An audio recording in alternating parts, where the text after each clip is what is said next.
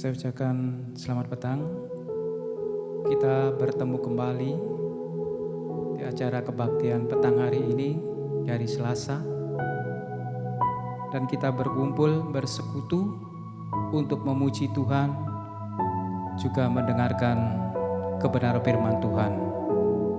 Dan saya percaya dan yakin Tuhan selalu bersama kita pada kesempatan petang hari ini.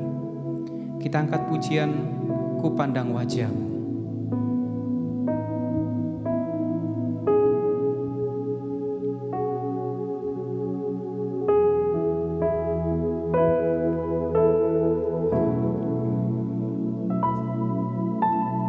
Bukan dengan kekuatanku ku dapat jalani hidupku, tanpa Tuhan yang di sampingku, ku tak mampu sendiri. Engkaulah kuatku yang menopangku. Ku pandang wajah-Mu dan berseru, pertolonganku datang dari-Mu. Peganglah tanganku, jangan lepaskan, Kaulah harapan dalam hidupku. Haleluya. Bukan dengan kekuatanku ku dapat jalani hidupku, tanpa Tuhan yang di sampingku, ku tak mampu sendiri. Engkaulah kuatku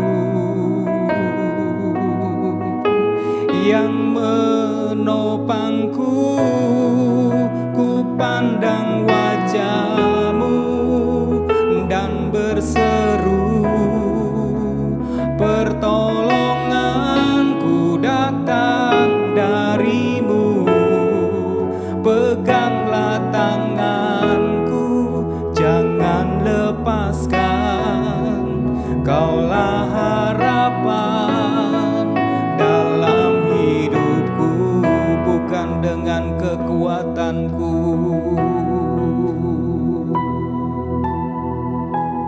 bukan dengan kekuatanku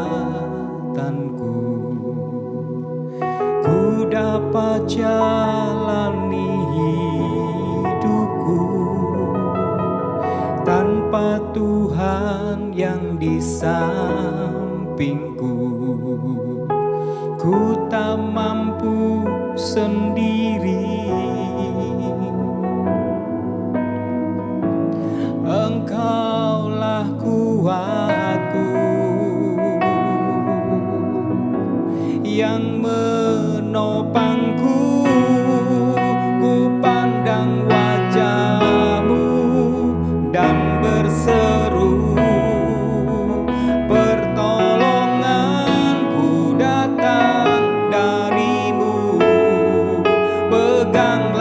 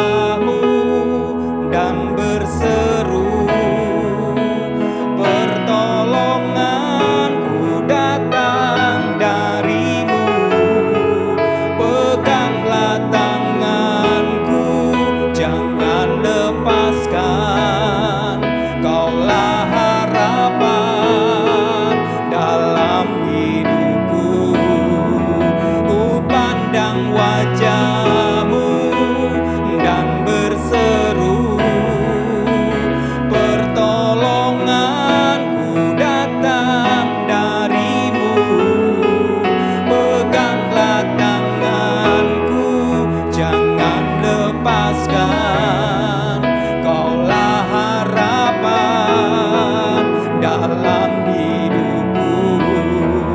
Ku pandang wajah-Mu dan berseru, pertolonganku datang dari-Mu. Peganglah tanganku, jangan lepaskan. Kaulah harapan dalam hidupku. Ku pandang wajah-Mu dan berseru, pertolonganku datang dari-Mu. Peganglah tanganku, jangan lepaskan. Kaulah harapan dalam hidupku. Ku pandang wajah-Mu dan berseru, pertolonganku datang dari-Mu. Peganglah tanganku, jangan lepaskan. Kaulah harapan dalam hidupku. Ku pandang wajah-Mu dan berseru, pertolonganku datang dari-Mu. Peganglah tanganku, jangan lepaskan. Kaulah harapan dalam hidupku. Kaulah harapan dalam hidupku. Kaulah harapan dalam hidupku. Haleluya.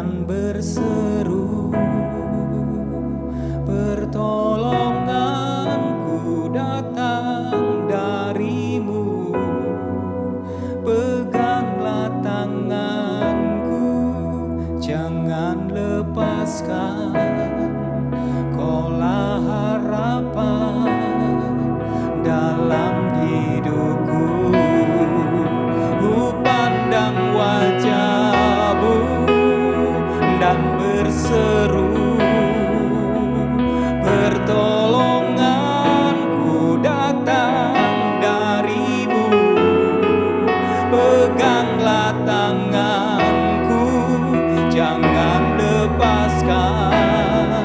Kaulah harapan dalam hidupku. Haleluya, oh, haleluya, haleluya, haleluya. Yesus, haleluya, haleluya, haleluya, haleluya, haleluya. Oh, haleluya, haleluya, haleluya. Yesus, haleluya. Ku pandang wajah-Mu dan berseru, pertolonganku datang dari-Mu. Peganglah tanganku, jangan lepaskan. Kaulah harapan dalam hidupku. Ku pandang wajah-Mu dan berseru, pertolonganku datang dari-Mu. Peganglah tanganku, jangan lepaskan. Kaulah harapan dalam hidupku. Kaulah harapan dalam hidupku. Kaulah harapan dalam hidupku.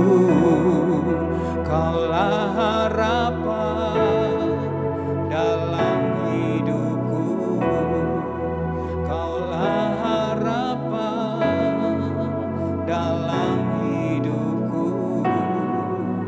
Kaulah harapan dalam hidupku. Kaulah harapan dalam hidupku. Kaulah harapan dalam hidupku. Kaulah harapan dalam hidupku. Kaulah harapan dalam hidupku. Kaulah harapan dalam hidupku. Kaulah harapan dalam hidupku. Kaulah harapan dalam hidupku. Kaulah harapan dalam hidupku. Kaulah harapan dalam hidupku.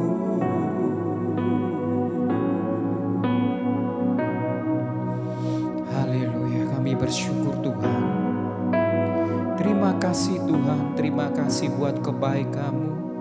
Terima kasih buat pertolongan-Mu. Engkaulah harapan kami, selama-lamanya kami berharap kepada-Mu. Terima kasih Tuhan buat urapan-Mu. Terima kasih buat jamaah-Mu untuk kesempatan petang hari ini Tuhan.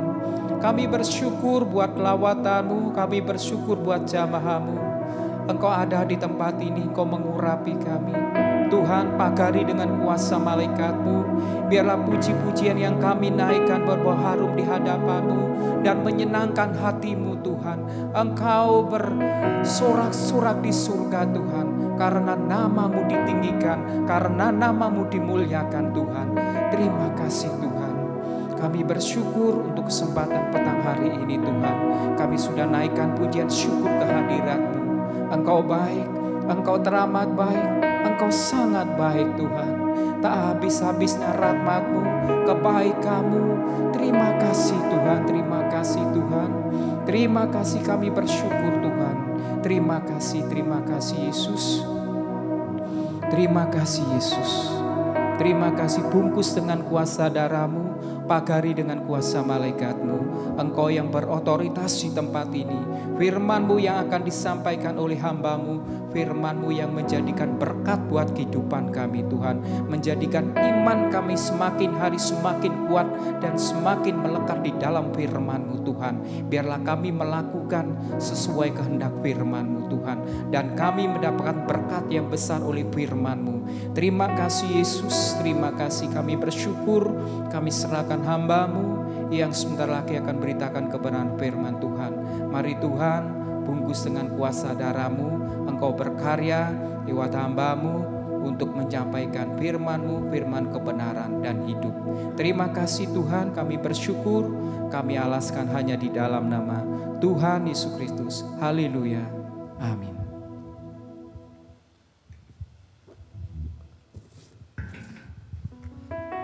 Haleluya, puji Tuhan. Tuhan Yesus baik dalam hidup kita. Selamat petang, selamat kita mendengarkan firman Tuhan. Mari kita buka di dalam 2 Petrus pasal yang ketiga. 2 Petrus 3 ayat 1 sampai ayat yang ke-6.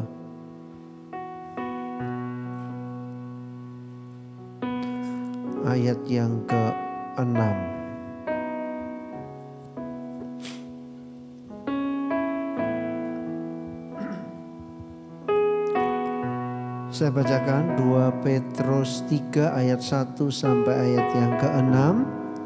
Hari Tuhan, saudara-saudara yang kekasih, ini sudah surat yang kedua yang kutulis kepadamu. Di dalam kedua surat itu aku berusaha menghidupkan pengertian yang murni oleh peringatan-peringatan. Supaya kamu mengingat akan perkataan yang dahulu telah diucapkan oleh nabi-nabi kudus, dan mengingat akan perintah Tuhan dan juru selamat yang telah disampaikan oleh rasul-rasulmu kepadamu. Yang terutama harus kamu ketahui ialah bahwa pada hari-hari zaman akhir akan tampil pengejek-pengejek dengan ejekan-ejekannya, yaitu orang-orang yang hidup menuruti hawa nafsunya. Kata mereka, di manakah janji tentang kedatangannya itu? Sebab sejak bapa-bapa leluhur kita meninggal, segala sesuatu tetap seperti semula pada waktu dunia diciptakan. Mereka sengaja tidak mau tahu bahwa oleh firman Allah langit telah ada sejak dahulu, dan juga bumi yang berasal dari air dan oleh air, dan bahwa oleh air itu bumi yang dahulu telah binasa dimusnahkan oleh air bah. Tambah satu ayat. Tetapi oleh firman itu juga langit dan bumi yang sekarang terpelihara dari api dan disimpan untuk hari penghakiman dan kebinasaan orang-orang fasik. Haleluya, puji Tuhan. Firman Tuhan mengingatkan kita, Bapak Ibu Saudara yang dikasihi Tuhan, bahwa di hari-hari zaman akhir akan tampil pengejek-pengejek. Jadi sore malam hari ini saya kasih judul pengejek-pengejek. Saudara yang dikasihi Tuhan, memang ini juga pernah saya dengar. Mana katanya Tuhan mau datang, buktinya ya masih sama aja. Nah, saudara, kemudian orang-orang itu mencemplungkan diri ke dalam kenajisan. Mereka tidak peduli dengan Tuhan karena mereka anggap ya buktinya hari-harinya biasa-biasa saja kok. Nah, baik Bapak Ibu Saudara yang dikasihi Tuhan, kita mau belajar jangan sampai sekali lagi nanti kita lihat siapa sih pengejek-pengejek ini. Apakah pengejek-pengejek ini di luar gereja? Ya memang ada di luar gereja. Tetapi jangan salah, pengejek-pengejek ini juga Alkitab ngomong bisa juga di dalam gereja. Nah, sekarang mari kita lihat pengejek-pengejek ini bahasa aslinya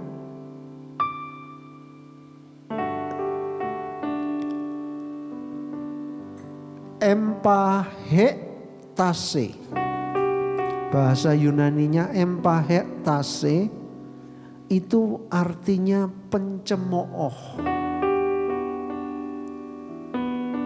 Jadi namanya pencemooh berarti kerjaannya ya mencemooh. Diterjemahkan pengejek berarti kerjaannya memang mengejek. Nah ini ya, kalau ada orang termasuk dengerin Bapak Gembala nyampein firman, ini kurang ini dicacat terus. Atau mungkin mendengar hamba Tuhan lain. Nah, jadi memang kerjanya, kegiatannya itu memang mengejek, mencemooh. Ya. Bahasa Inggris katakan mocking. Ya. Nah, sekarang kita mau lihat cepat saja siapa mereka yang dimaksud oleh Rasul Petrus di surat 2 Petrus pasal 3 ini. Siapakah mereka ini? Tadi saya sudah katakan mereka bisa di luar gereja. Ya, tapi itu lumrah kalau di luar gereja, di luar orang percaya, itu lumrah. Itu enggak masalah. Tetapi yang masalah kalau itu ada di antara orang percaya. Ada di antara orang yang mengaku umat Tuhan. Ada di antara orang yang mengaku saya anak Tuhan. Saya dombanya Tuhan. Nah, baik. Kalau yang dimaksudkan oleh Rasul Petrus di sini adalah guru-guru palsu. Jadi Rasul Petrus mengingatkan akan adanya guru-guru palsu yang sudah menyusup. Nah, mereka mengejek. Ya makanya disebut pengejek-pengejek. Nah, saya juga mau katakan, tadi saya sudah katakan kalau di luar gereja itu enggak usah dipusingin. Ya, tetapi yang kita perlu perhatikan, kalau mereka ini ada di antara orang percaya. Guru-guru palsu itu ada di antara orang percaya pada masa itu. Disebut guru, seharusnya guru itu mengajarkan kebenaran. Tetapi saudara ternyata ya mereka itu tergolong pengejek. Nah, tadi saya katakan di antara orang percaya. Saya jadi teringat dengan lalang. Sebab Alkitab katakan lalang itu tumbuh di antara gandum. Bahkan saya catat saudara, mereka masih ada di antara gandum. Bahkan mereka itu tumbuh bersama dengan gandum. Tapi mereka tidak pernah berbuah. Nah, saudara, siapa pengejek-pengejek itu? Mereka ada di antara gandum. Jadi mereka ada di antara anak-anak Tuhan kualitas gandum. Mereka bertumbuh bersama. Yesus juga ngomong, biarkan mereka tumbuh bersama. Menikmati pupuk, menikmati makanan yang sama. Tapi sayang, ternyata mereka tidak sampai dan tidak bisa berbuah. Sebab mereka adalah lalang. Jadi saudara, mari kita perhatikan siapa pengejek-pengejek itu. Mereka bisa ada di antara umat Tuhan, ada di antara gandum-gandum. Mereka tumbuh bersama-sama, tetapi sayang, mereka tidak pernah sampai berbuah. Nah saudara, mari kita lihat 1 Yohanes 2. Ini tentang antikristus. 1 Yohanes 2 ayat 18-19. Nah jadi kita juga perlu mewaspadai. 1 Yohanes 2 ayat 18-19. Anak-anakku, waktu ini adalah waktu yang terakhir. Dan seperti yang telah kamu dengar, seorang antikristus akan datang. Sekarang telah bangkit banyak antikristus. Itulah tandanya bahwa waktu ini benar-benar adalah waktu yang terakhir. Nah perhatikan, sekarang dijelaskan banyak antikristus. Memang mereka berasal dari antara kita, sama seperti lalang tadi. Tumbuh di antara, tumbuh bersama. Nah di sini katakan tetapi. Nah, kenapa mereka tidak berbuah? Dikatakan tetapi mereka tidak sungguh-sungguh termasuk pada kita. Ini menunjukkan kualitas, jenis tanamannya apa. Kalau seandainya mereka itu gandum, pasti mereka berbuah. Pengejek-pengejek itu tergolong lalang. Nah di sini dikatakan tetapi mereka tidak sungguh-sungguh termasuk pada kita. Jadi yang ikut Tuhan gak sungguh-sungguh mendengar firman Tuhan ini, saya berharap bertobat. Buka hati untuk sungguh-sungguh ikut Tuhan. Sekarang bukan saatnya bermain-main. Sekarang bukan saatnya saudara asal-asalan ikut Tuhan. Hati-hati. Jangan sampai kita tidak sadar kita membohongi diri kita sendiri. Nah terus saya baca. Sebab jika mereka sungguh-sungguh termasuk pada kita, niscaya mereka tetap bersama-sama dengan kita. Tetapi hal itu terjadi supaya menjadi nyata bahwa tidak semua mereka sungguh-sungguh termasuk pada kita. Jadi saudara, yang bahaya itu mereka ada di antara kita. Pengejek-pengejek itu tampil pengejek-pengejek. Saya jadi teringat dengan Yudas yang akhirnya berkhianat kepada Yesus.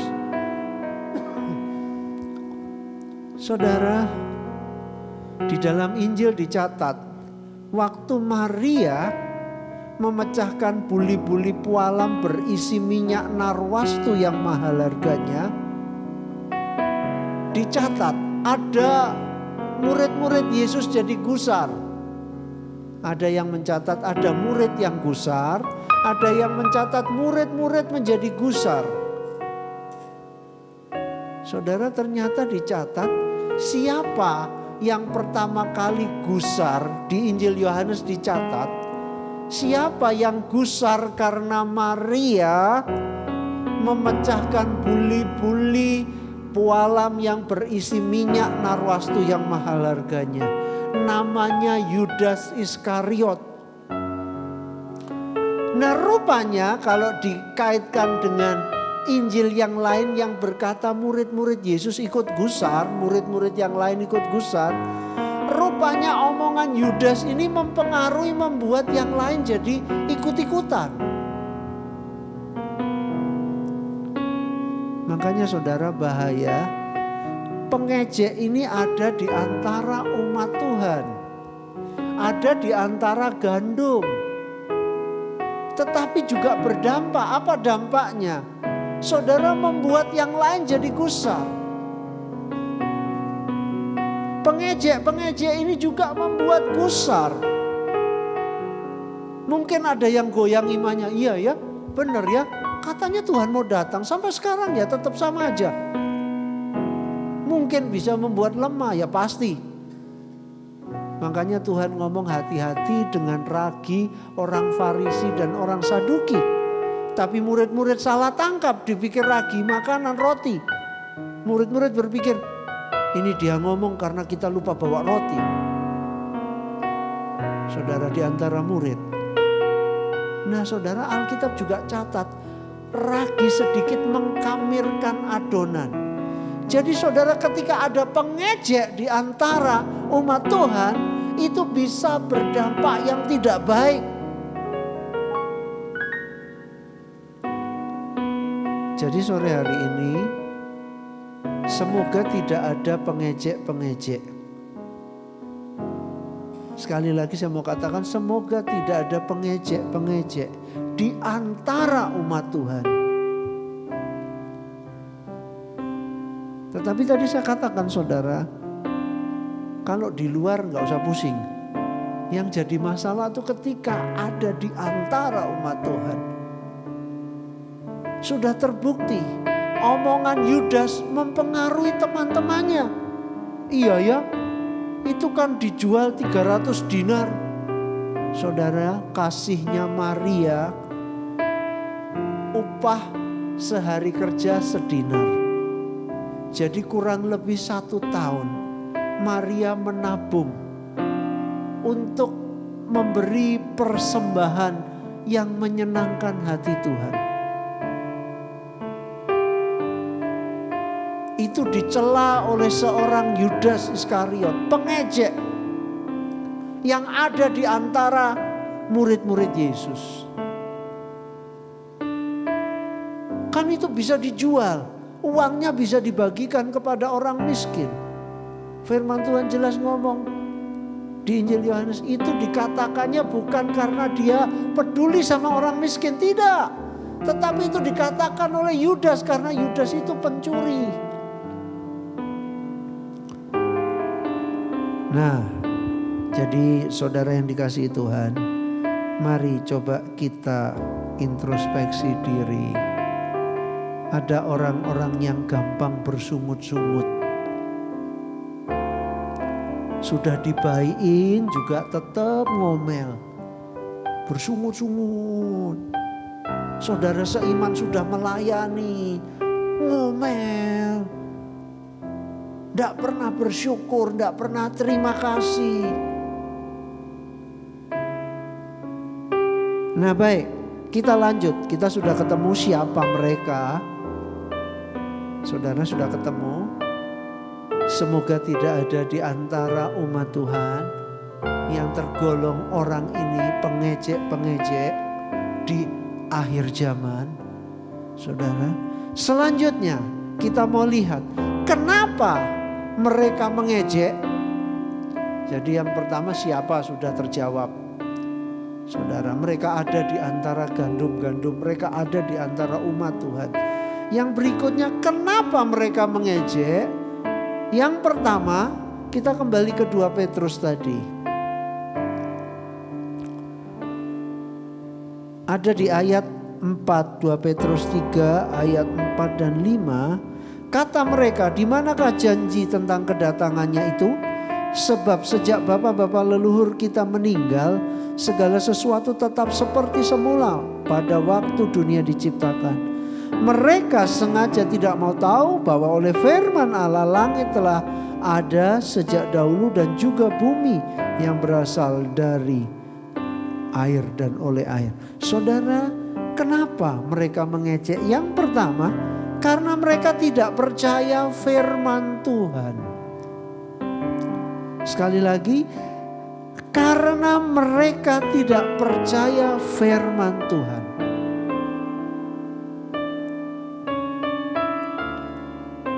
Saudara, makanya Tuhan Yesus pernah ngomong, jangan lemparkan mutiara ke mulut babi. Apa maksudnya? Ada orang-orang yang bukan ke babi beneran. Maksudnya firman Tuhan seperti mutiara. Jangan lemparkan ke babi.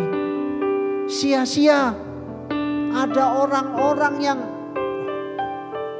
diajar, selalu diajar, tapi nggak pernah bertumbuh. Selalu pengen diajar, firman Tuhan katakan, tapi nggak pernah bertumbuh. Baik, saudara.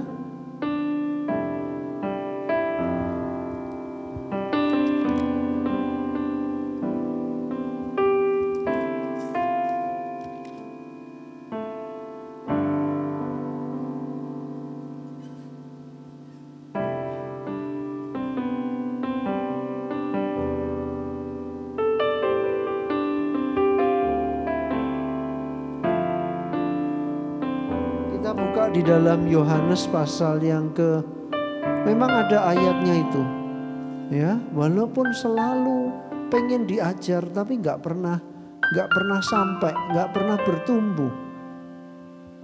Yohanes 8 ayat 37.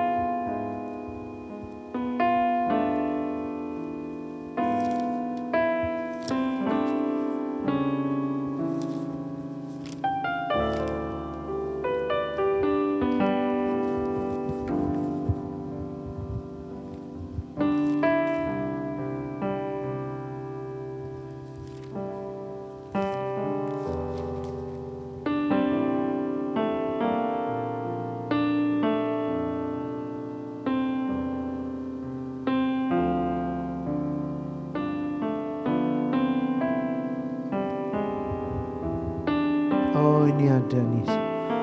Ya, kita baca dulu di dalam Yohanes 8 ayat 37. Yohanes 8 ayat 37. Aku tahu bahwa kamu adalah keturunan Abraham, tetapi kamu berusaha untuk membunuh aku, karena firmanku tidak beroleh tempat di dalam kamu. Kenapa mengejek? Karena tidak percaya firman. Firman Tuhan tidak beroleh tempat di dalam hati orang-orang seperti ini. Jadi firman Tuhan akan lalu begitu saja.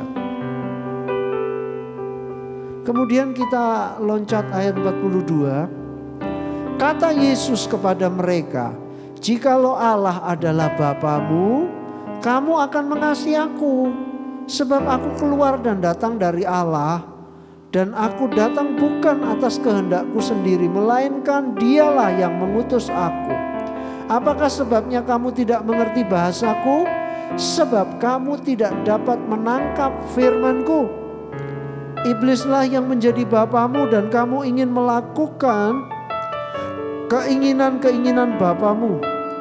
Ia adalah pembunuh manusia sejak semula dan tidak hidup dalam kebenaran.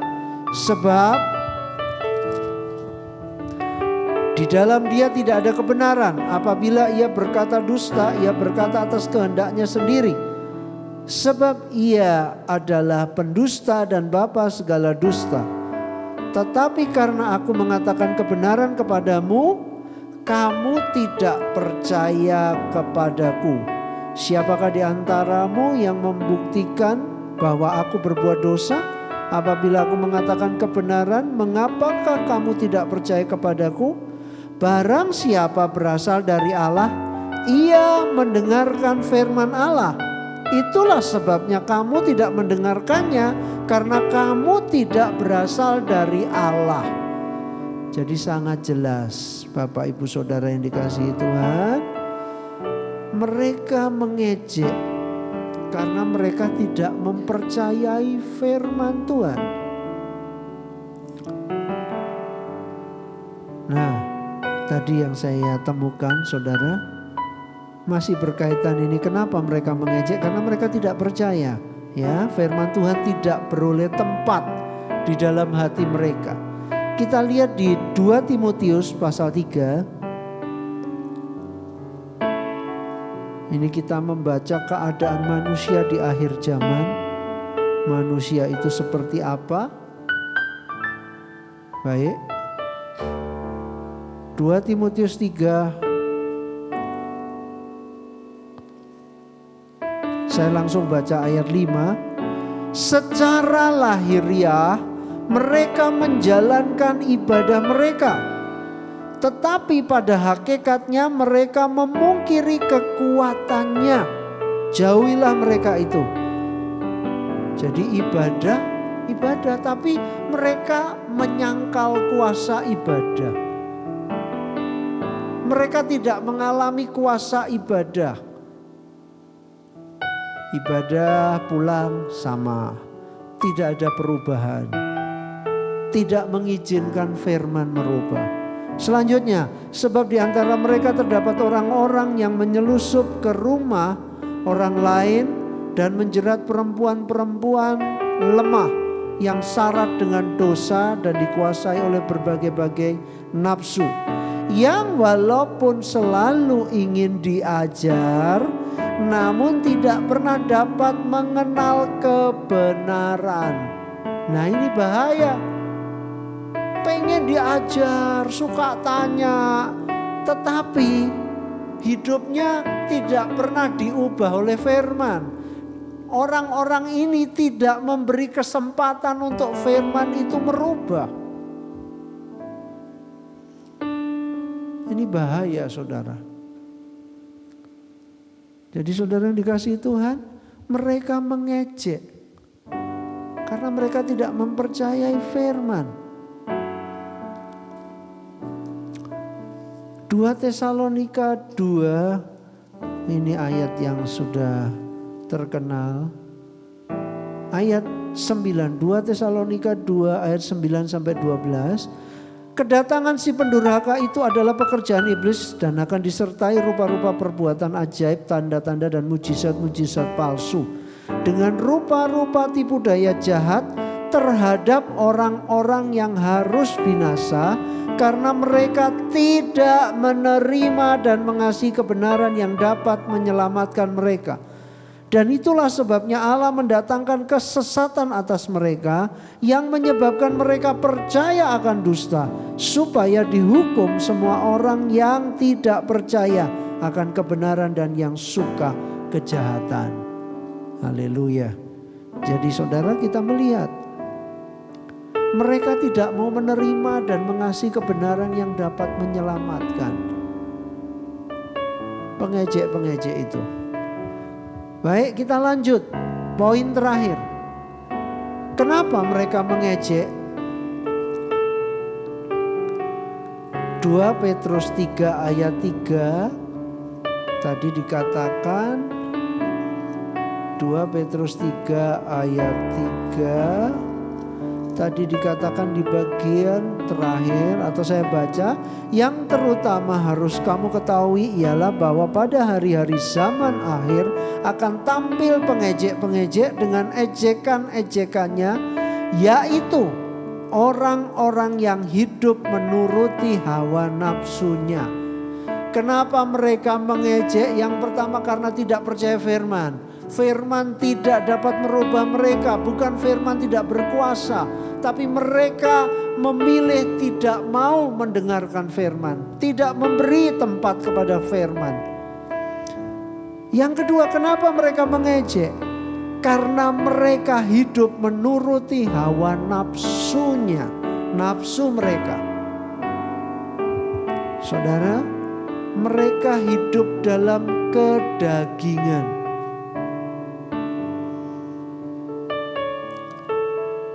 Yohanes 3 ayat 19 sampai 20 dikatakan terang telah datang, tapi manusia lebih menyukai kegelapan daripada terang. Jadi saudara, mereka lebih senang dengan kegelapan. Mereka lebih senang terus hidup di dalam hawa nafsunya. Mereka terus memuaskan keinginan dagingnya. Jadi saudara tidak mempedulikan firman yang kita baca di dalam Roma 8.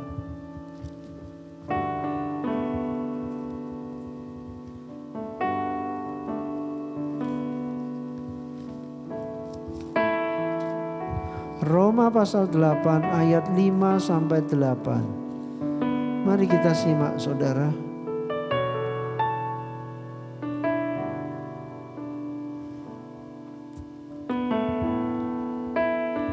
Sebab mereka yang hidup menurut daging memikirkan hal-hal yang dari daging. Mereka yang hidup menurut roh memikirkan hal-hal yang dari roh. Ini sudah hukum firman Tuhan. Jadi orang yang hidup menurut daging yang dipikirannya hawa nafsu daging melulu. Ada di Galatia dicatat. Percabulan, persinahan dan lain sebagainya saudara banyak. Yang ada di pikirannya itu saja. Tetapi orang yang hidup menurut roh, dia memikirkan hal-hal yang dari roh. Dia tidak hidup secara orang dunia tinggal hidup. Prinsip-prinsip dunia.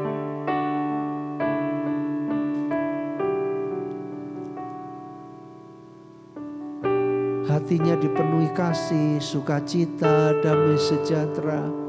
Dia memikirkan apa yang menyenangkan hati Tuhan ya. Orang yang hidup menurut roh. Kalau saya gini, Tuhan senang gak ya?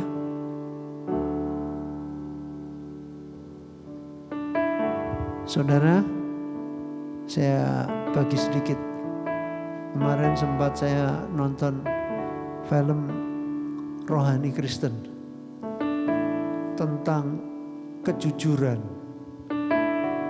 Saudara, orang ini dulunya jujur dengan hati nuraninya juga.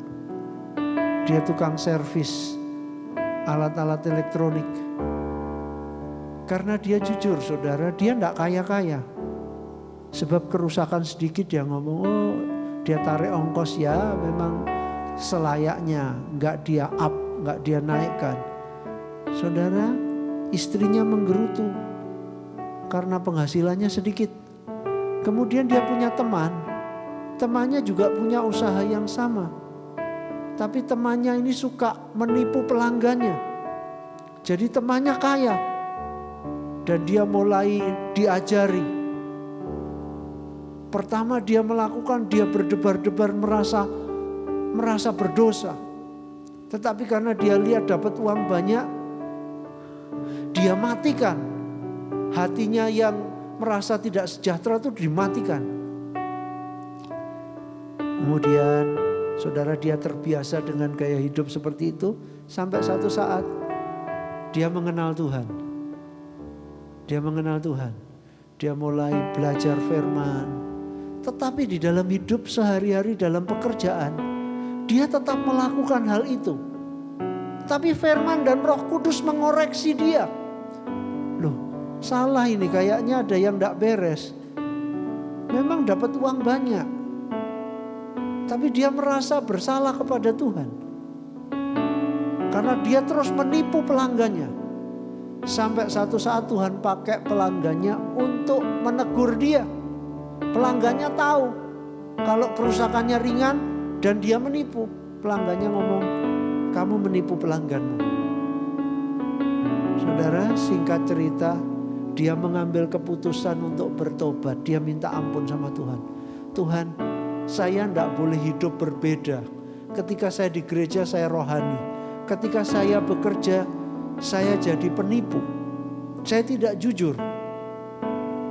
Dia minta ampun dan dia mulai hidup jujur. Tetap menyervis. Saudara, pelanggannya kaget waktu ditanya berapa ongkosnya. Dia tarik memang selayaknya. Sampai pelanggannya kaget. Loh, cuma segitu? Iya. Saudara tahu apa yang Tuhan buat? Memang dia penghasilannya kecil. Tetapi saudara, Tuhan mulai pakai pelanggan-pelanggannya untuk promosikan dia. Jadi banyak orang nyervis ke dia. Dan senang. Dia pun merasa damai sejahtera.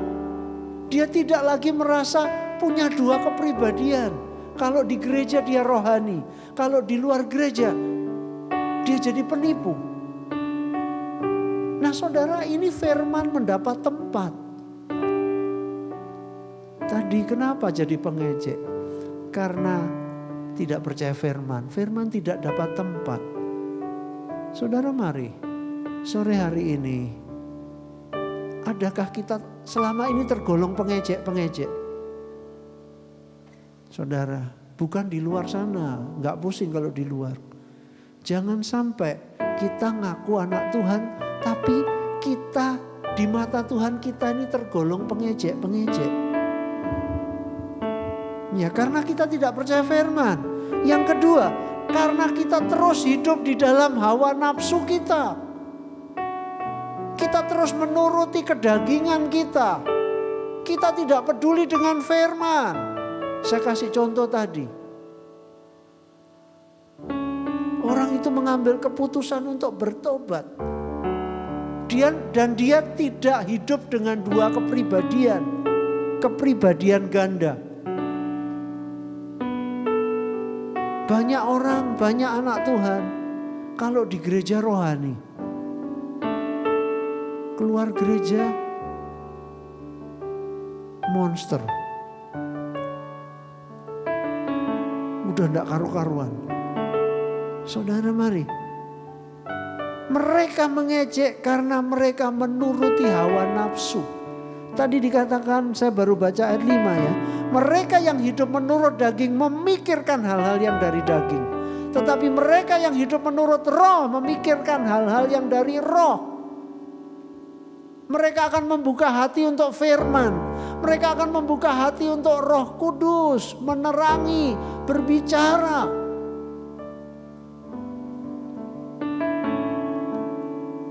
Mari kita introspeksi diri, apakah selama ini kita menolak firman karena kita senang dengan hawa nafsu kita, kedagingan kita. Terang sudah datang, kita menyukai kegelapan. Karena kalau firman Tuhan itu kita tahu, pinter juga sebetulnya karena ngomong gini, yang tahu banyak, yaitu Alkitabiah, dituntut banyak.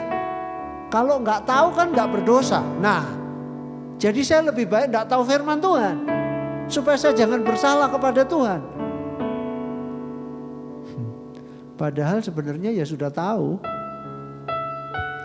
Nah, mari saya baca lebih lanjut ayat 6.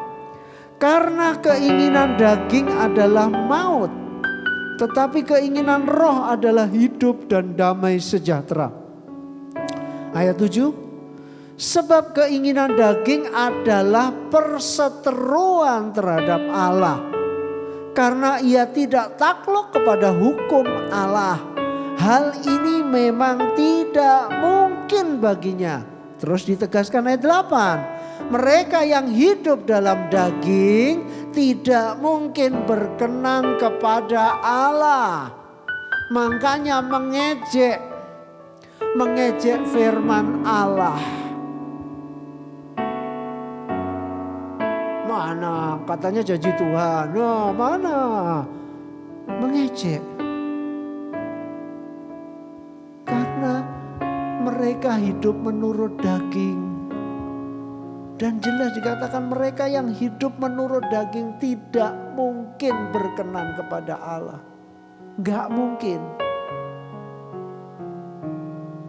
Jadi walaupun ke gereja tidak mungkin berkenan kepada Allah. Kenapa? Tetap hidup dalam kedagingan. Hawa nafsunya yang dituruti. Saya mau katakan hati-hati. Umat Tuhan, Tuhan sayang kepada kita. Mari izinkan firman Tuhan menerangi hati kita, pikiran kita, mengoreksi. Mari kita belajar dari Raja Daud. Raja Daud dengan rendah hati, dia berdoa, selidiki aku Tuhan. Koreksi hidupku Tuhan. Apakah aku berkenan? Ketahui yang tersembunyi Tuhan pasti tahu. Saudara, kita tidak bisa tipu Tuhan. Tuhan tahu kok, firman Tuhan katakan dia tahu miliknya, siapa miliknya. Dia tahu kepunyaannya, saudara. Manusia boleh merendahkan saudara, Tapi kalau saudara dikenal sebagai miliknya Tuhan, wow, betapa bahagianya. Jangan sampai di mata manusia seolah-olah kita milik Tuhan. Dengarkan, seolah-olah. Tapi sebenarnya Tuhan ngomong apa? Aku tidak kenal kamu. Kamu tergolong pengejek-pengejek. Loh, masa Tuhan? Iya. Firmanku tidak kamu percayai. Kamu tidak punya tempat untuk firmanku. Hatimu penuh dengan kedagingan. Hatimu penuh dengan kecemaran. Hatimu kamu pakai nyimpan hal-hal yang jahat di mataku. Saudara, mari kita buka hati untuk Tuhan, untuk firman Tuhan. Jangan sampai saudara, Tuhan mendapati kita tergolong pengejek-pengejek. Pengejek-pengejek yang ada di dalam gereja. Pengejek-pengejek yang ada di antara gandum-gandumnya Tuhan.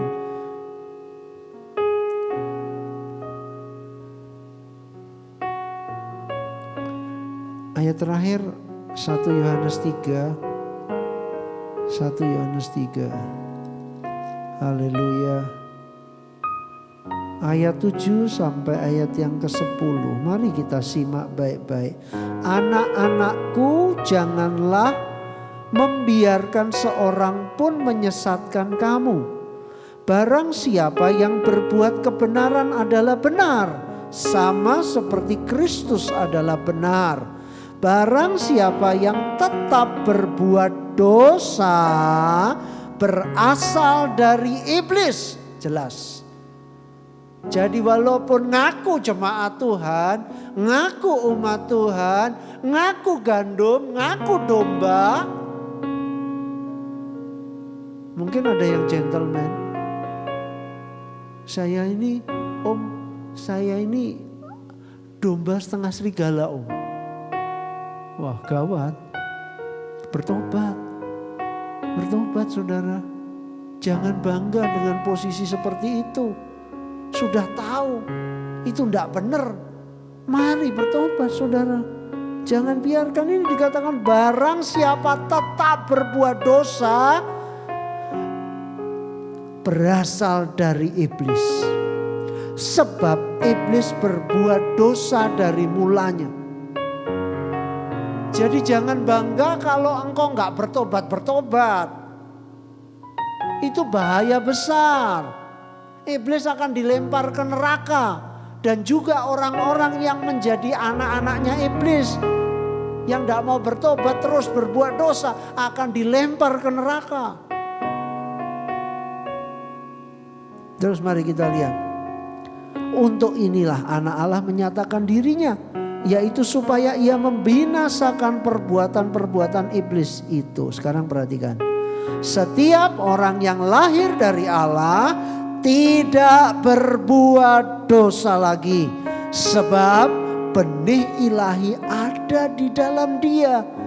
Dan ia tidak dapat berbuat dosa karena ia lahir dari Allah. Jadi kalau kita anak-anak Allah, dengarkan baik-baik, kita tidak akan terus-terus berbuat dosa. Kita akan berhenti berbuat dosa. Dan kita akan mulai mentaati Tuhan, melakukan firman Tuhan, menuruti Tuhan. Alkitab katakan disebut sebagai penurut-penurut Tuhan. Mari introspeksi diri. Mungkin di gereja engkau kelihatan tidak ada masalah. Ketika di perhimpunan anak-anak Tuhan sepertinya gak ada masalah. Tetapi bagaimana ketika engkau keluar dari ibadah, dari perhimpunan anak-anak Tuhan, engkau kembali ke masyarakat sosial. Kembali ke bisnismu. Kembali ke kuliahmu. Kembali ke dunia pendidikanmu. Bagaimana? Kalau engkau anak-anak Allah, engkau tidak akan terus berbuat dosa. Kenapa? Sebab benih ilahi ada di dalam kamu. Amin. Kalau engkau terus berbuat dosa, berarti itu tandanya anak-anak iblis. Alkitab yang ngomong, bukan saya. Jadi kalau kita merasa iya ya, kok saya terus berbuat dosa? Ambil keputusan untuk bertobat, minta ampun sama Tuhan. Jangan tunda-tunda. Kita tidak tahu apa pintu kemurahan Tuhan terus terbuka untuk kita. Jangan sampai kita nggak siap dipanggil Tuhan. Nah ini, jadi saudara mari kita perhatikan ya. Terus kita lihat ayat 10, ayat terakhir. Inilah tandanya anak-anak Allah dan anak-anak iblis. Setiap orang yang tidak berbuat kebenaran tidak berasal dari Allah. Demikian juga barang siapa yang tidak mengasihi saudaranya. Allah itu kasih.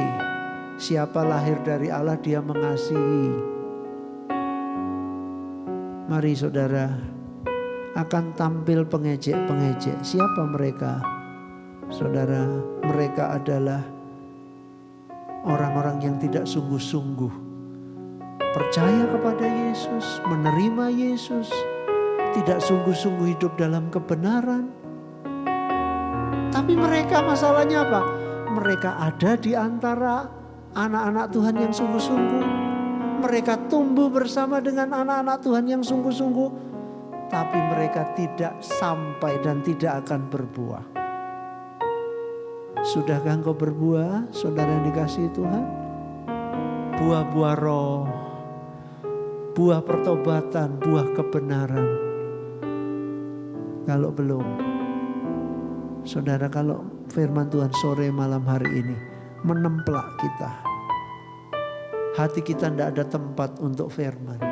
Mari sore hari ini minta Tuhan selidiki, Tuhan pulihkan, Tuhan ampuni aku Tuhan. Masih ada waktu. Haleluya. Kalau kita dikuasai hawa nafsu, kuasai hawa nafsu, kita terus hidup di dalam dosa. Kita terus memikirkan kedagingan kita. Kita tidak memikirkan apa yang berkenan kepada Allah. Mari sore malam hari ini, haleluya, saya tahu roh Allah bekerja. Mari buka hati. Haleluya, selidiki aku. Selidiki aku,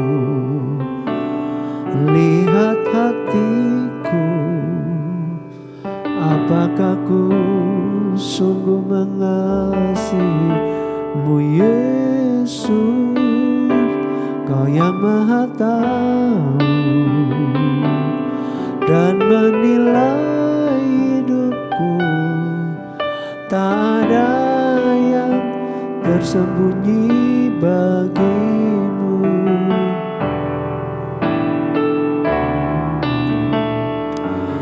Lihat hatiku, apakah ku sungguh mengasihimu Yesus? Amin, amin. Kau yang maha tahu, mari Roh Kudus dan menilai hidupku. Tak ada yang tersembunyi bagimu. Aku lihat kebaikanmu yang tak pernah habis, amin, di hidupku. Ku berjuang sampai akhirnya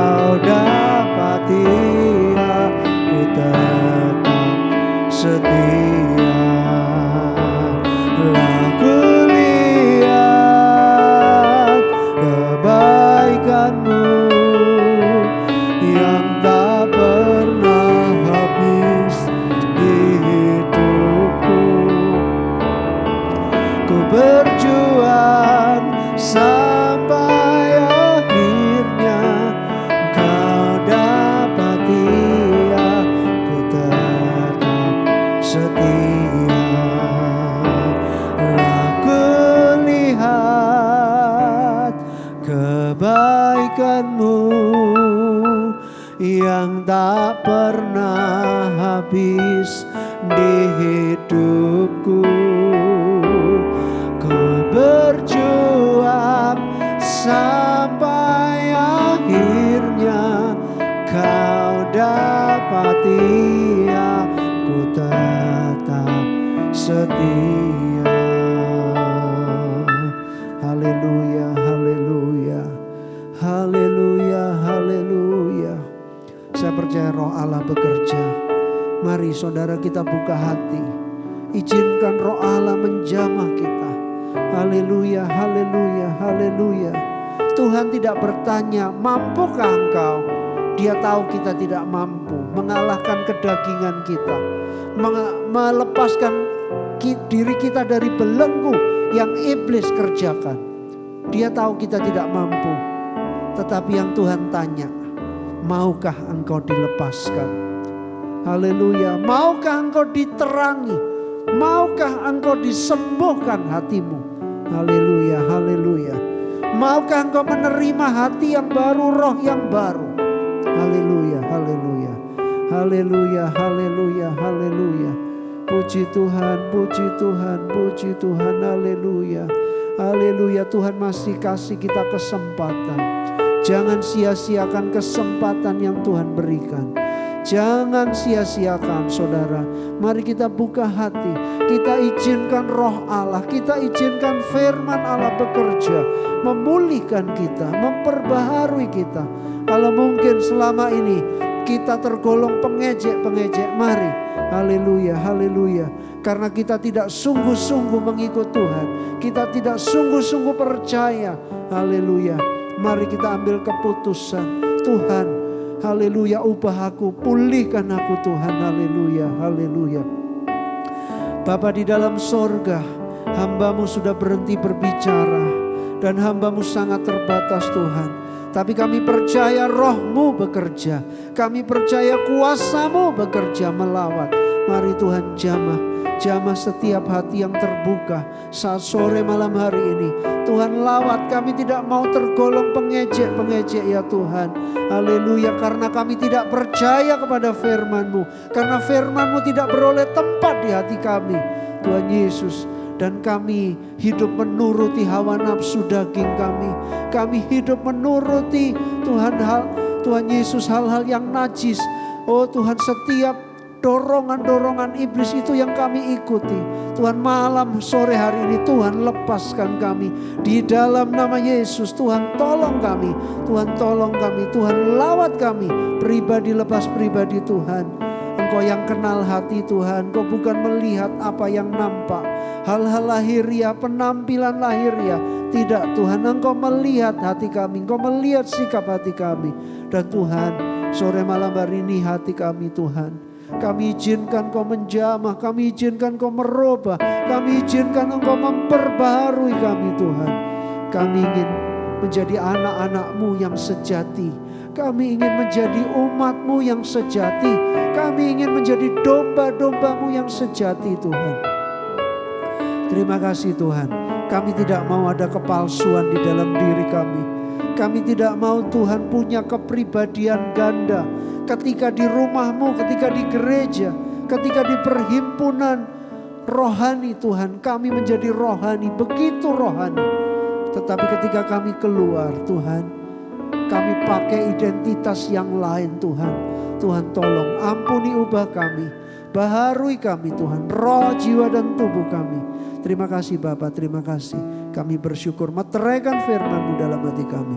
Kami mengucap syukur kepada-Mu dan Kau berkati setiap kami Tuhan.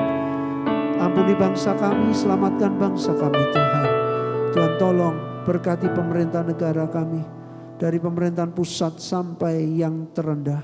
Tuhan berikan hikmat-Mu. Kami tahu tanpa anugerah-Mu mereka tidak mungkin mampu memimpin bangsa kami keluar dari krisis yang terjadi karena COVID-19 Tuhan.